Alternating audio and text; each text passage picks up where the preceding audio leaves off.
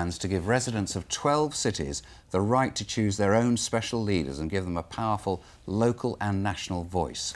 One city in the region, Stoke-on-Trent, has already tried out the mayoral system, but voters turned their back on it after 6 years. Now, Coventry and Birmingham are amongst a list of cities who are being given the opportunity to hold a referendum in May 2012. If it gets the thumbs up, we could see the first elected mayors in action in 2013. Joan Cummins reports. So, do you think elected mayors would make a difference to Birmingham and Coventry? And how would they affect the way our council services are run? Yeah, we've had some emails today. David Powis got in touch to say Whitehall decide how much money is available to councils. A mayor-elect will make no difference. Receiving those.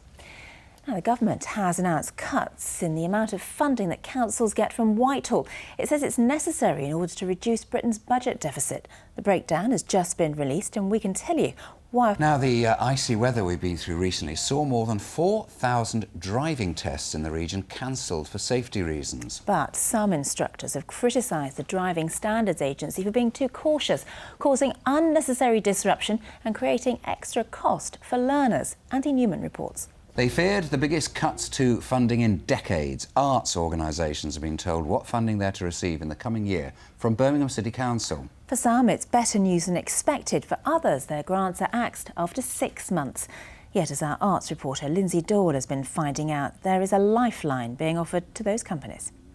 Now it's time for sport. Sure to be an interesting evening in the Potteries, where Port Vale are holding their annual general meeting. Dan Pallett is there. So tell us what's going on, Dan.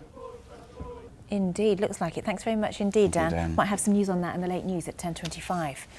Now, though, if you use the M40 in South Warwickshire, have you noticed anything, well, unusual lately? You may have thought you were daydreaming, but